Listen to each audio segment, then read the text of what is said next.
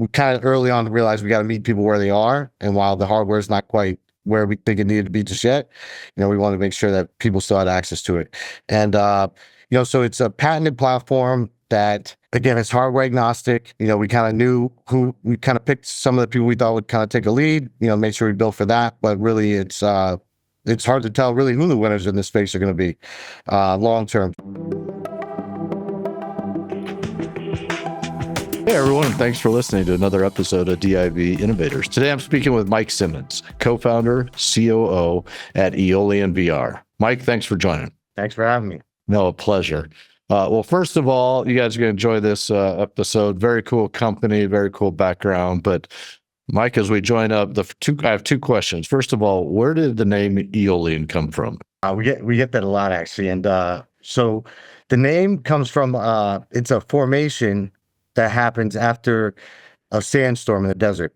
And so, basically after these crazy sandstorms, this beautiful formation is left behind. And so, the way I like to tell it is kind of order out of chaos, beauty out of chaos is kind of like the symbolism behind it. And it was just one of those words that kind of stuck out. It's, in hindsight, it's a bit hard to say, which can be challenging and hard to spell if you've never heard it before. But it was something, we wanted to pick something that really was unique and different.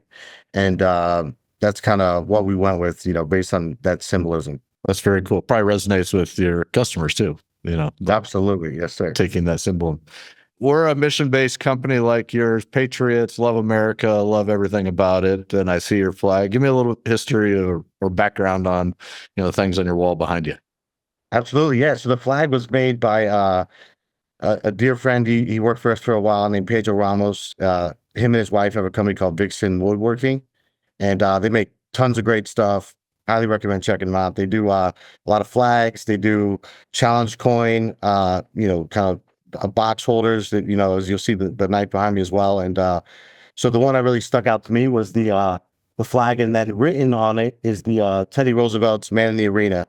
And just it's one of those things that's always stuck out in my mind. I read it all the time. I read it almost every day just to kind of remind me, it's what really matters. It's not the critic who counts and all that, that whole mindset, right? It's the people, out in the streets, out in the field, out in the, out in the world, actually building things, trying to make the world a bit of a better place and all that. But yeah, I highly recommend checking them out, especially for Christmas. Things that, can't think of a better Christmas gift than that, right? Something kind of, made by a small business out of Florida, a true patriot, the veteran of 20 years, Special Forces. So definitely love to give you a shout out to What's him. The company name again? Vixen Woodworking. All right. Perfect.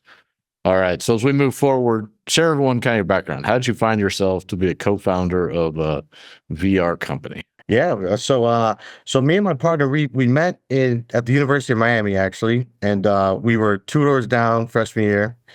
And, we of course were friends, for not necessarily the entire time, but we were fast friends. He was the type of guy who always try to wake me up before I had to go surfing. Occasionally I said yes. More than a few times I hit the snooze button on that.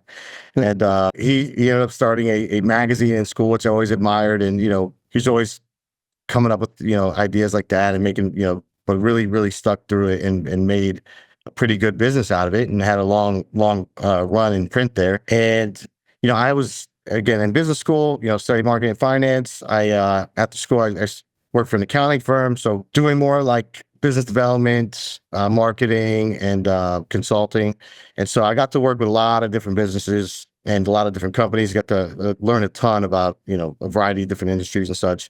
And did that in Miami. And, after that, I left and moved to Charlotte and started my own consulting firm, just kind of no real experience, no, outside of the accounting firm, no real, investment, no real, I think I maybe had 1 or 2 clients kind of to start, if that, and just, went for it, right?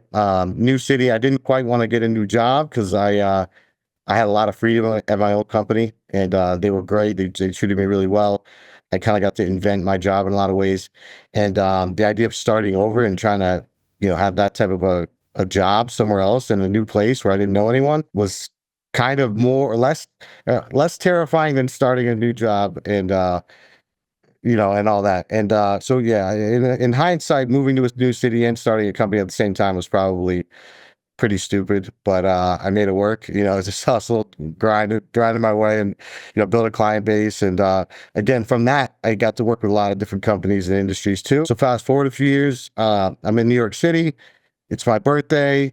I'm with my wife, and I put on LinkedIn, "Hey, I'm going to be in New York for a couple days. You know, uh, reach out if you want to get together." And so my partner, Michael McCormick, who's our CEO, he reached out, "Hey, I'm in New York City. I'd love to get together." We at that point we hadn't talked in a few years, just time kind of got in the way and with that. And so he ends up crashing my birthday dinner with my wife, and we're at the top of Rockefeller Center at the Rainbow Room with it's like a very nice, restaurant. And so so we have so he third wheels it, and we start talking business. And he's got this cool idea, and he's been working with VR. Back then it was more even like 360 videos, things like that. And I'd been looking for something that I wanted to kind of be more of a co-founder of, have some equity in, and kind of get out, not necessarily get out of the consulting business, but at least augment it with something that I could build alongside.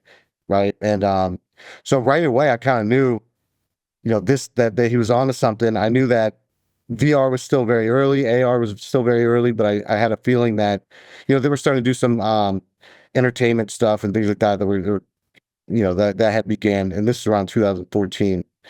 And excuse me, 2016, so about 8 years ago. And I just kind of, both of us really had an idea that enterprise, this was going to be really massively useful. There's a lot of different ways that this could go, right?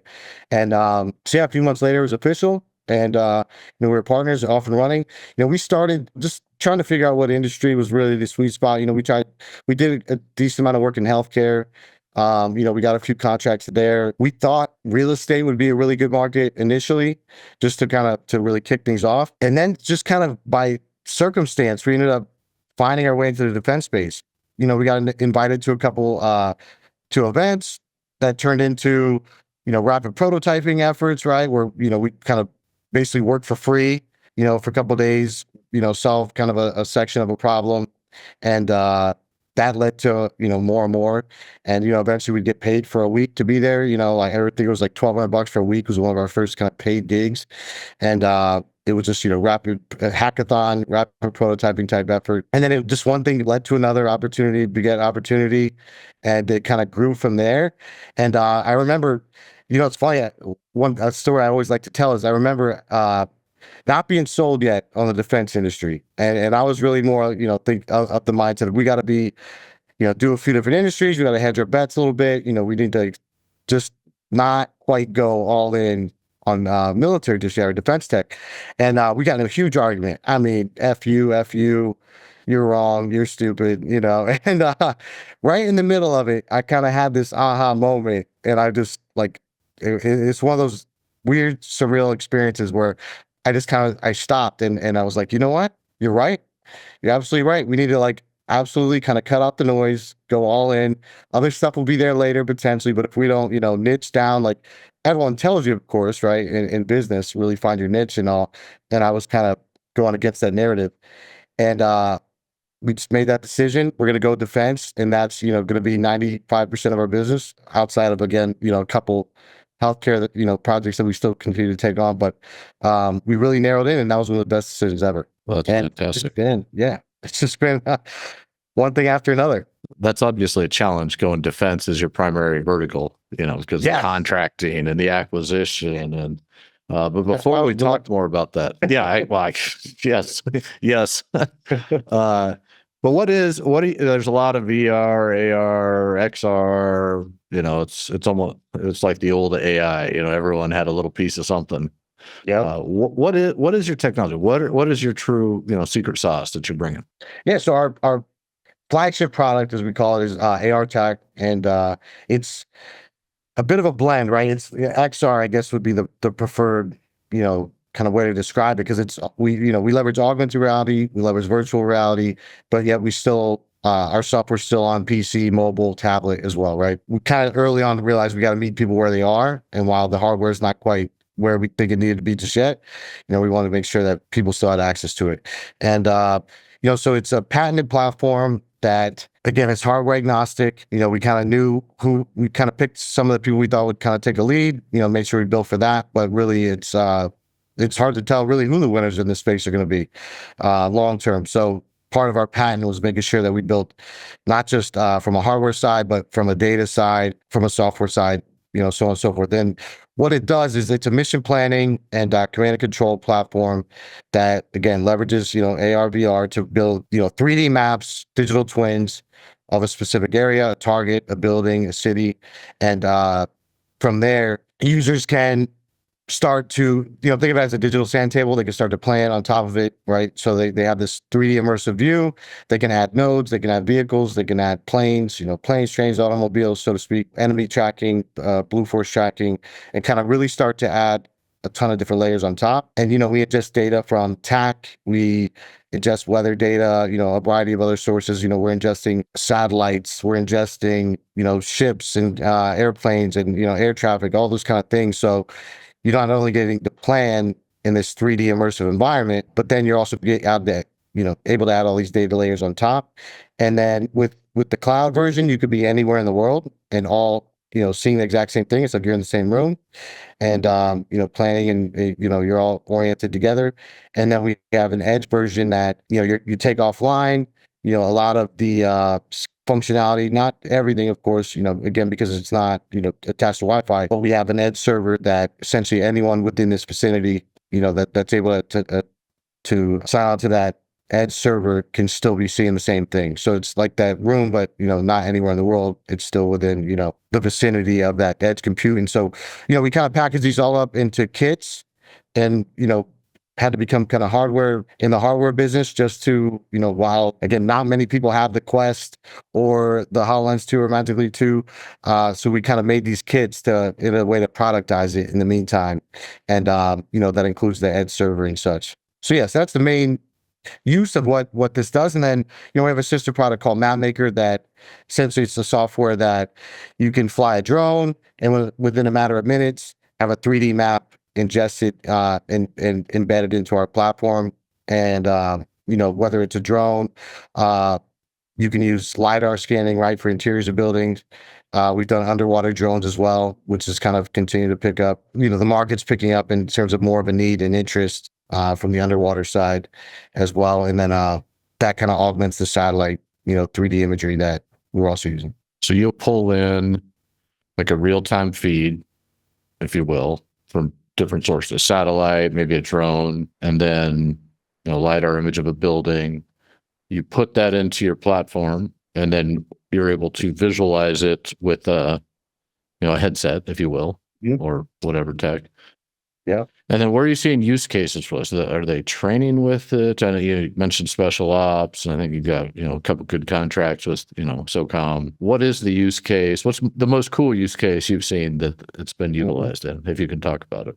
Oh yeah. So training is definitely kind of one of the easy buttons, right? Just in terms of from a strategy side, things like that. Then there's, chalk walks, rock drills, those are kind of some of the other big ones. With the VR, we have an immersive capability where it's like you're one-to-one walking a street or walking inside a building, right? So you kind of can look around and you're actually, seeing it in a real-time scale. Whereas the AR is a little more God's eye view. But and then really because, with our live data tracking, you can actually, they're actually using it to on mission to be able to kind of see, location where people are at. You're able to ingest a variety of different data, so you can kind of see where movements are happening and things like that. And but really, the main areas are rock drills, digital sand table, mission planning is the big one, and for security missions, for infill, exfil, for one that we haven't done a real world mission yet, but it seems it's going to be a real big use cases for embassy security, so things like that. So, obviously that's been an issue where, our forces arrive and they've never been through the embassy, right? Or they don't know what it looks like, or, and things like that. So being able to do a digital, virtual walkthrough of a building like an embassy or, insert any other secure building that needs to be either defended or, again, just secured, right? So you can do a walkthrough on the way, whether it's in the helicopter, in the car, on the plane over, you can at least get your bearings straight, but then also zoom out a little bit. And if, for example, you're driving out of there, you can do route planning, see the different roads, look at traffic patterns, right? And you can actually kind of, if you're going to do an extraction, have at least a little bit better of an idea of your routes and things like that, where you're most likely going to again see the least traffic, where there's going to be the least amount of people, things like that. It enables you to get at least a little bit more situationally aware before you're actually there on site and in mission. Awesome. Yeah, the training piece is huge. So you're not surprised. But so you can take this, and it's, I've just got to gain trust through the training side of it and, validate it. But you could wear this in a mission, for example. So if you were in the embassy, if I'm just taking what I heard, you could be wearing this. And if you had someone else scanning the building, you could be able to look through while you're going in, also see where people are, for example, through walls or through heat sources, or is that the type of thing of how you would use this operationally or could? So for our use case right now, at least, is not on mission. Okay. It's kind of it's left to bang, right to bang for AR tech. Now, so essentially it's, what we're envisioning is 3D scans being done of all these buildings eventually, right? Just so that, like I said, that there's something people can have to reference outside of just, typical blueprints. So if you think, blueprints and sand tables and digitizing those and making them immersive is really where it's useful. Now, we are, obviously there's this IVAS program with the Army. So they've been working on the on mission side of things, right? So we're actually, soldiers are wearing this while on mission. And that's something we're actually working on right now. I think I can at least say this, working on NDAs, all that kind of stuff to be on IVAS. And so IVAS is essentially a souped up HoloLens 2 with a lot more bells and whistles, hardened, with includes night vision and things like that.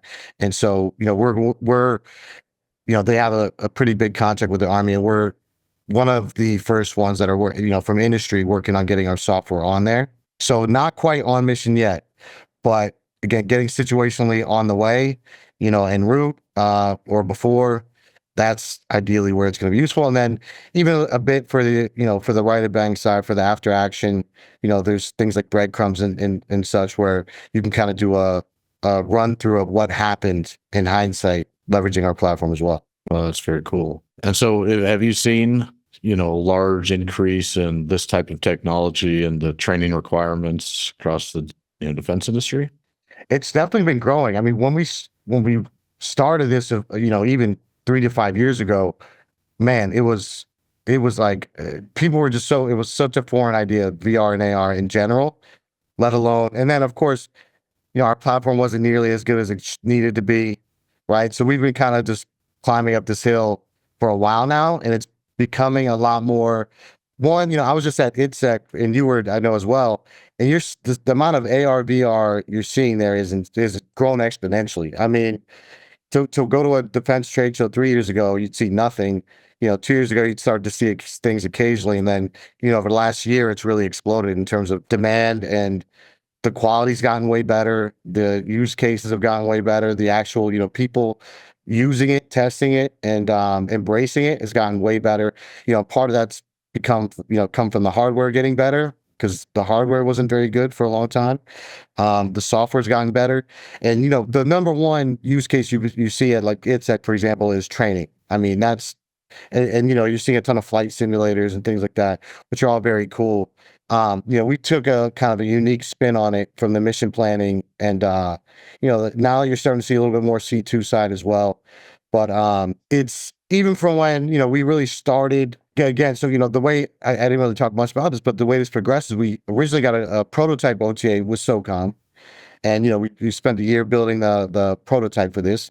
Then it kind of was, a few months of crickets, just as we kind of figure out how to transition and what's next, because there wasn't a requirement, right? And if I hear the word big R requirement, I might bash my head against the wall again. I've heard that so many times, and it is beyond frustrating. But so there wasn't a requirement yet, right? And so, we're kind of just in the literal valley of death, as they often refer to in the defense tech space. And then we were fortunate enough to win this AppFit award, which enabled us to transition. It's congressionally funded. It's for advancing the procurement of innovative technology. And essentially, that really opened the floodgates for us in terms of, all right, there's more of a need for this. We were sponsored and advocated for by SOCOM, and that enabled us to transition to a production OTA where we actually were able to start getting kits in the hands of a variety of different components throughout SOCOM, and where they started to we delivered them. We trained a lot of these groups. We're still, let's see, we started this technically 2 years ago. We're about 80% of the way done with delivering kits and training, and we still have a few to go yet. And actually, my partner's on site right now doing it, leading a training. And once people started to use it, and then the other cool thing was that we were able to really tweak it and modify it as we got feedback in real time. So we kind of built this, again, not necessarily in a silo, but until we really started getting user feedback. And now we're, like I mentioned before, we're doing underwater with folks whose mission includes underwater, right? We're doing handling flights and aviation side with the folks who have to do the infill exfil and need to monitor landing zones and plan accordingly and such. And trying to be vague, again, without name dropping, but share what things that I can. And so we've really completely, I think we've done 180 releases over the last year, right? So like one every other day, just about, in terms of adding all these features and the requests. And so it's a completely different application than it was a year ago, and a lot of that's become, it's got that way from getting user feedback and building this alongside the people who are going to use it. So that's my really long-winded answer of saying the demand has gotten and is now there after years and years and years of trying to build this alongside the warfighter, build this alongside command, and taking the things that they say and really listening to them and turning that into features and technology. So it is becoming a crowded space, as you've said. What is your biggest differentiator? Where do you bring something that folks haven't can't yet or haven't figured out? Yeah, so I guess, so, I mentioned a patent, which on one hand, it really doesn't mean much either, right? And so, unless you can defend it and, so on and so forth. That used to be cool in the beginning. Now, I don't think people care much unless, or at least, don't, again, unless you can fund litigation, all that kind of stuff. So it's cool to have a patent, that we have a unique way that we've approached this. We've got a bit of a head start in that we've been building this for 6-7 years. Again, we point to the fact we built this alongside SOCOM, who's the one area of the force that's got every single use case involved, right? From, land, air, sea, space, underwater, and such. And we built this in a way that, again, is hardware agnostic, is software agnostic. It's also, data agnostic as well. We're ingesting, data from, TAC to a variety of different other sources. I think and then the way we built it, right? Most people went after the training space. Not a ton of kind of came to after the digital sand table, that mission planning. Like I said, the command and control stuff you're starting to see a little bit more of. But that's one of the ways that we've differentiated. And then just, continuing to innovate, it's wild. Some of the big boys who you think would be ahead of the game in the space, because we have subcontracts with a lot of them. And it takes a year to get a subcontract on paper with some of these people, where we're doing releases every other day. We don't have the red tape. We just, again, we train the warfighter on this platform. We get their feedback, and we're releasing features and updates within days. And no one's moving like that in the space. You'll maybe see Andrew, Palantir, a couple are moving fast, but not nearly as fast. We don't have shareholders that we're beholden to. We don't have, a lot of the things that keep them slow. And again, not to say that they're not great in their own right. And, again, a lot of the big companies are fantastic in a lot of ways, but we just don't, it's year end, and where they're, not doing much because they want to keep their profit numbers looking good and all. We're still barreling through doing the training this week. We'll be working on Christmas and such. And those are kind of some of the things that have helped us keep an edge and stay ahead of the game.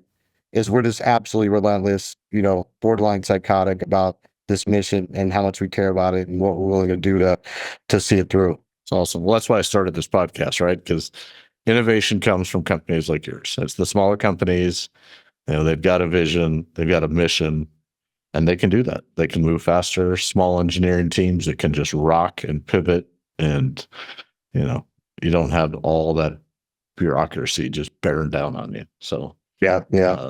that's awesome. So what do you think the biggest misconceptions are out there for like AR, VR tech, that you constantly have to address with your customers? Oh yeah. So I think there's a few different things. One is I think people want like Call of Duty style simulations, right, in real time and things like that. Who wouldn't? Fortnite. Exactly, right. Fortnite. And again, while it's getting there, it's not quite there yet. Again, you could do a whole lot in real time, but doing a real time simulation at that level, I think is a challenge.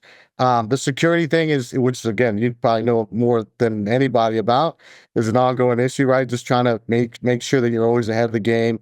For a long time there, even just AR, VR headsets were not, just not able to get over that ATO hump, right? Because there's cameras, cameras facing out, cameras facing in, audio, some of them have components that come from China, things like that, right? That's been another kind of ongoing issue. A misconception.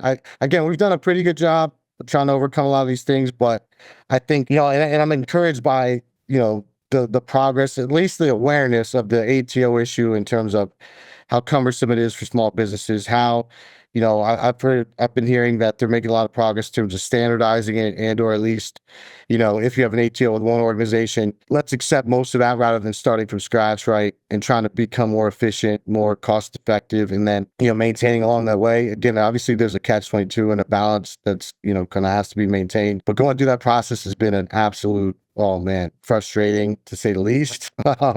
Again, as I'm sure you help companies mitigate a lot of that, but again, so that's one of the things. And then, we're still working out, we're at the finish line, but not quite there with getting that nipper and sipper access. And right, that's kind of one thing that we do not have yet, but that we're very close to getting over the hump on. And again, I'm sure there'll be some, left and right limits that we're going to have to adhere to, right? Again, partly from the hardware side, partly from the software side. And again, just, but we've been very mindful about it. We've kind of proactively built against it. We've been, again, trying to come up with solutions on our own and as much as we can from, case studies on how other people have done it. So we're not just kind of sitting and waiting around for, us to be told what to do. We're trying to be proactive about finding solutions and ways to get, to make that happen along the way. And so again, part of, that outfit contract that it was, for 3 years and we just finished year 2. So that's a lot of those things are kind of really the focus of year 3 is hardening everything, making sure that we are as secure as, we can possibly be and so on and so forth. And let's see what else. I mean, those are, the other things too is that people get sick with wearing VR headsets and stuff. That was a thing for a while. Not really the case anymore. They've come a long way. Again, the hardware's gotten fantastic. We use Magic Leap 2, HoloLens 2. Both are wonderful. You're still oriented. You can still see around you, right? Which helps, I think, especially with, the VR where you're totally blacked out and immersed. That's a little off-putting to some people. You can feel a little bit vulnerable, right? Because you can't kind of see around you. So even the VR versions, the new hardware, enable that pass through where you can still see around you. And the AR seems to be that sweet spot of people not feeling totally uncomfortable. And that was the thing for a while. Or, you don't want to mess up your hair, you don't want to look like an idiot, or, things like that. We've overcome a lot of that where, again, we put a lot of generals in the headset now, whereas 3 years ago, they'd be like, no, thank you, I'm okay. So a lot of those things my receding hairline might I know I look terrible in a headset, man. I'm going a little bald myself. So yeah, but hey, you gotta do what you gotta do. Yeah, that's right. And so do you spend with your team, because it appears to me like on the VR side or even they are like content development, just accurate content development would take a lot of bandwidth in order to do that, vice the technology of what to do with it when you've got it in there. Where do you find your challenges and different opportunities with those, the kind of that balance of new capabilities vice just purely driving new content? Oh yeah, it's a constant, you're spinning plates, right, at all times. And my partner, one of the things he learned early was one of the main differentiators, going back to the differentiator was content, right?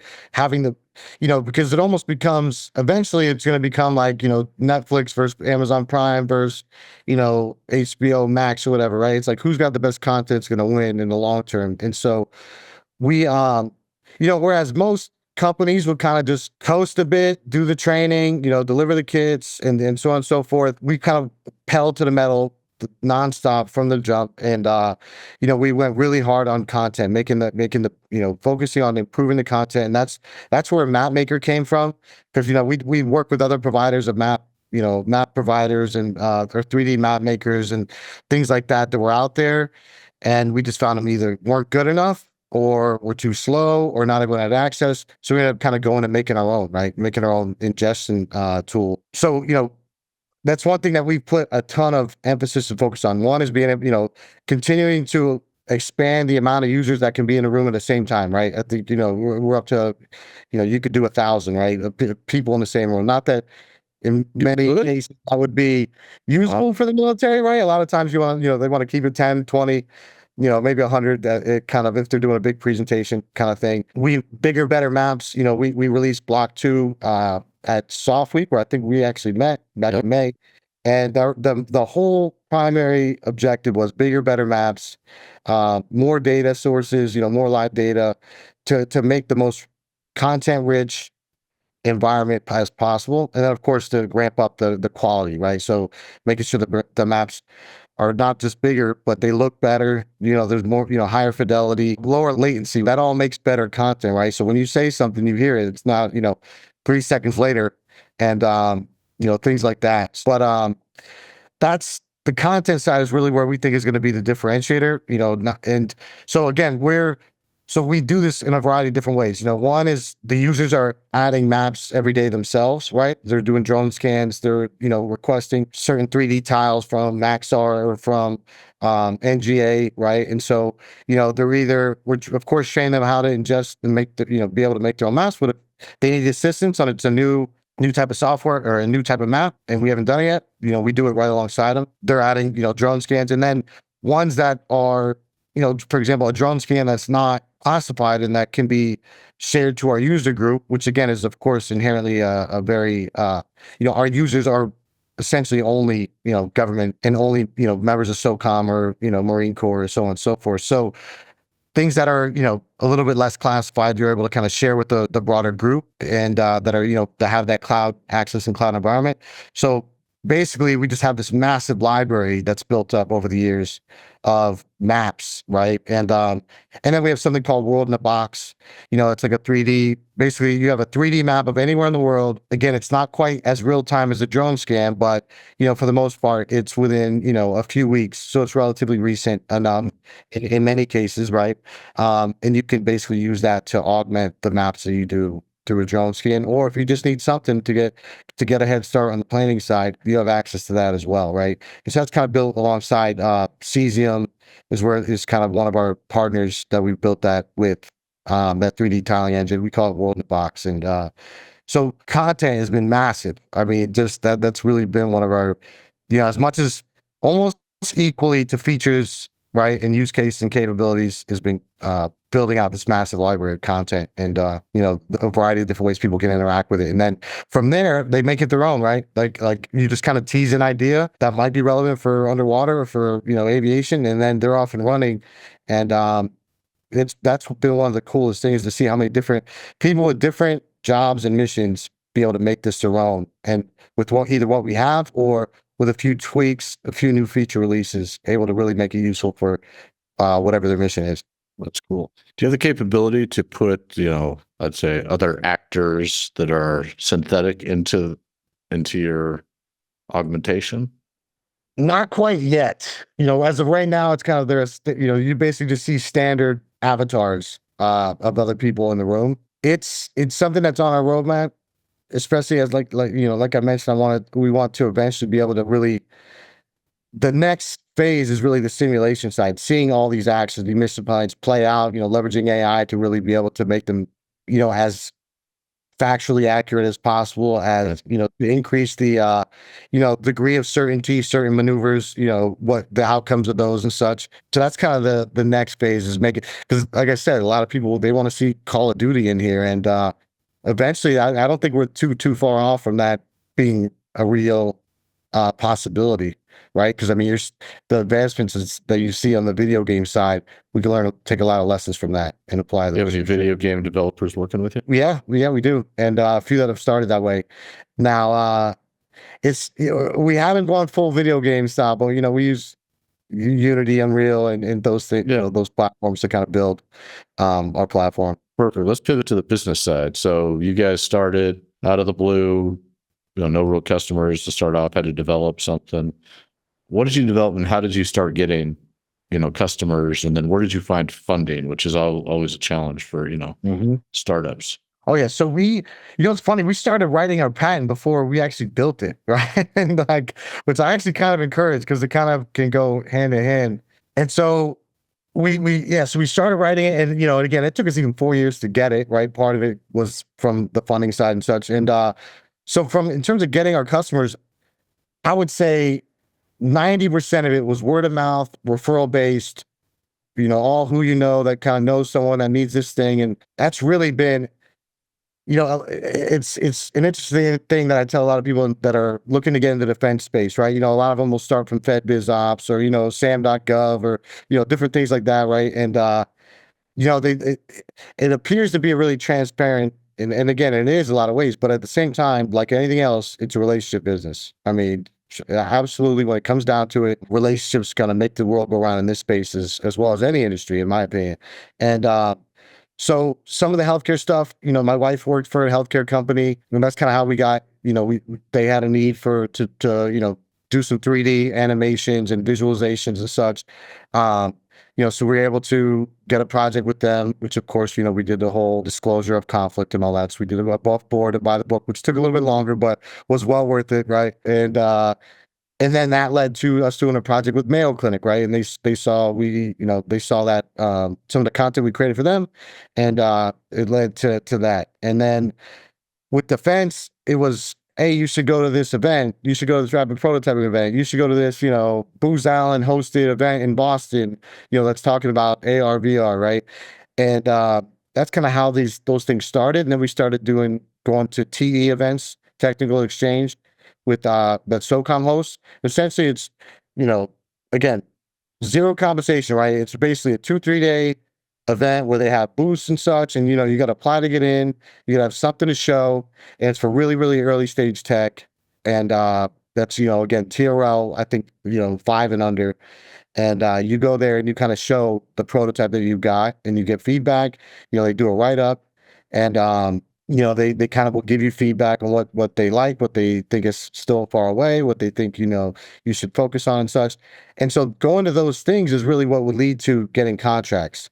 And then again, the other thing that you kind of have to do, which can be really challenging for small business like ourselves, even with having a few contracts under our belt, is you got to be in person. Like, you cannot build a defense business sitting behind your laptop. Like, you need to be out at these conferences, at these trade shows, mingling, building relationships. Soft Week was a huge one for us that really helped kick us off and gave us a jump start. That's where we were able to meet Heidi Shu, who's OUSD head of R&E, and that she was the one who led that AFIT project or that program. And we were able to give her a demo really early on, and that helped kind of propel us to getting that AFIT award. AUSA for the Army, IDSEC, like we just talked about, is one that we like to go to, Modern Day Marine. Really going to what, especially after you have a product that really people can see and use and touch. You got to be at these trade shows. You got to be at these training events, at these accelerators, at, the technical exchanges, all those kind of things. That's where you really grow and sustain and build relationships and, make sure people remember you. Cause like you said, the competition is crazy in this business, and, everyone's up with a lot of doing, just a ton of overlap. A lot of people are doing really cool things, going after the same capabilities, and, the pie's not that large. And, and again, a big chunk of it is kind of siphoned off for the big boys. And, so in the beginning, especially, you're really fighting for the crumbs till you get your footing, and then you can kind of, parlay that into bigger projects and, kind of widening your impact. But it's really comes down to the relationships. And how we got to this point is, from the funding side is, we haven't raised a ton of outside money yet. A lot of it's been through revenue and just, again, like I mentioned, from coming from the consulting side, and from the accounting firm, I learned, sales and business development, and I, really learned how to sell from revenue. and create projects out of thin air in some cases, and finding ways to just go after value propositions and capabilities and solve problems for people. But we did a couple raises that were with family office, again, friends that ironically that we knew from University of Miami, and they were some of our that initial seed round, I guess the initial friends and family, and then that seed round, and now and that got us to where we are.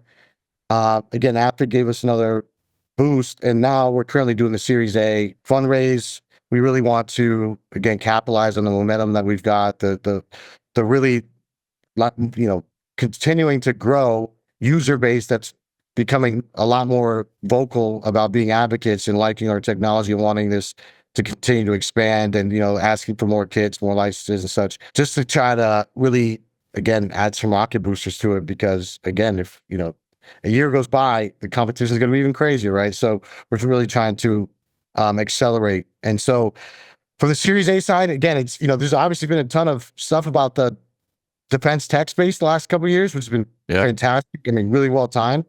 There's a ton more investors in the space. When we did that seed round, even there was hard, and this was, let's see, I think we closed that in 21.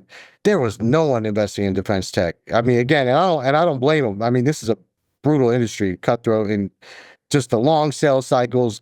I mean, even from our prototype OTA, from the day they said yes, like this project got accepted, it was a year until we actually got the funding and were able to start. And in small business, that's an eternity. And like, you can't pay anybody. You're not eating yourself at this point. I mean, you're eating ramen. Our office was like it was an apartment. I mean, I slept in an army cot in my partner's apartment on, for a week straight, many more times than I can count. Right. I mean, and that could be a death blow for a lot of businesses. And so now though, you're getting to see more funding, not just from the investor side, but even from from DIU and from, again, this app. And so there's a lot more money coming into this space finally. And, but at the same time, it doesn't make it easier to sell an investor on your vision and why you're going to make it, and how you're going to return that capital to them, all the things that investors care about, that a lot of people are really focused on mission in defense tech space, which is paramount, most important thing, the warfighter and their well-being and such. But also you gotta, you can't do that, you can't work that mission without capital, right? Without being able to survive yourself, without being able to pay your people and such. And so again, finding, we've been, I see, probably 6 months into this investment round, and we're, near the end of, to signing term sheets and all that. But again, I'm, like I told you before we started this, I'm not counting my chickens. Nothing's done until it's signed, sealed, delivered. I think a lot of people are extremely reluctant to be the lead in this space. They want to see you at least got, investor one, in the books, official. And then, there's a lot of people willing to syndicate and such, but not many people are willing to be the lead. And, they're reluctant. They want to see, again, someone else kind of take that dive first, and then they'll jump in the water too. So it's been a fascinating experience, right? I mean, really tying everything back to user growth, to, total addressable market, and, how you intend to go through all these things. And, again, I've got quite a bit of experience in that space, but it's different in this industry, right? And serving this client, and, I mean, it's hard, right? Because you can have a deal with the government, and they even say you're contracted when, and then still pull it. Oh yeah, for no reason. You're like, what? Right, or someone else screwed up, and we had that happen we had a big old contract with Defense Innovation Unit, DIU, that I thought, and but one of our milestones was optional, and we've had optional milestones before. They've always been picked up, and for reasons that we're not, we performed great. We absolutely got, glowing reviews. We did everything, checked every box we needed to. And just for, some external circumstances, we ended up not having that milestone picked up. And that was a sizable amount of money. And that absolutely led to me having an infinitely harder summer than I would have had that gone through. Right. So, and, there's material things that, again, people that you got to lay off, or, that don't get to continue working, and which is just a brutal part of the industry. And again, something I wish I was more ready for, before you actually have to start doing it. But, which again, it's way harder than, any book you read or advice you're given, especially when when again, which you make that connection that this is a sure thing in your head and plan accordingly. And then, it become not a sure thing because the government has that right. Not to mention they could pull any contract that they want at any time, right? In a lot of ways. So, yeah, it's one of those things that it's tough to reconcile with investors as well as, employees, across the board, whether you're raising Series A or even debt, right? I mean, even debt, it's the government sometimes pays every 3 months, right? Or, when milestones are achieved. So, if you're going to go get a loan and, they want to see the same amount of money come in every month kind of thing, those metrics aren't always met from being in the defense tech space. Even if you can make, because literally we've gone through this, you can put $7 million in the bank in a month, and then nothing for 6 months because that's the way the contract is, and you get dinged for that, right? Just as an example, when working on the debt side as well as the the equity side for raising money. Yeah, I mean, it's cool that defense tech has gotten more excited about it, investors, but there's still just that unknown that I think makes that super challenging. So it's awesome that you figured out, ways to leverage the government, to help tie some of those over through some of those contracts while you try to get the real money that's going to propel you guys. Yes, sir. And definitely a long way to go yet. I every time I think I figured it out, I get humbled and reminded. Story of a founder, right? I mean, right. Absolutely. I don't think it ever changes. It's just a constant. You always feel like you're 90 days from going out of business. Absolutely. Yes, sir. Yes, sir. That's awesome. Well, this has been great. We're just going to have to wrap it up. But if folks want to, learn more about you guys, want to invest with you guys, how would they reach out and get a hold of you or follow you? Yes, sir. So our website is EolianVR.com, and Mike at EolianVR is my email.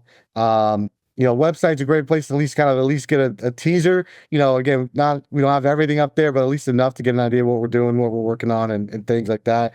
We're big on LinkedIn.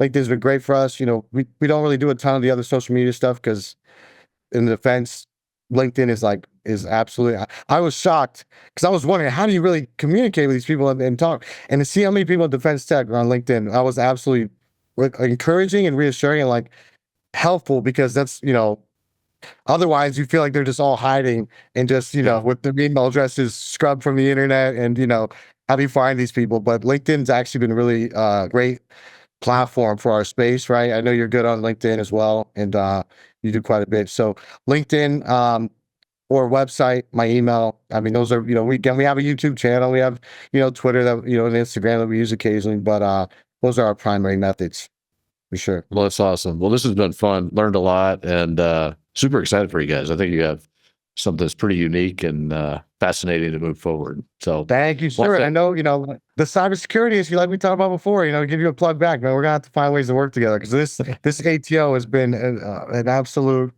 freaking thorn in my side. And while we've taken steps, like I said, until it's done and official, I'm not counting my chickens. So that's right. There you go. Sorry to keep in touch with you, sir.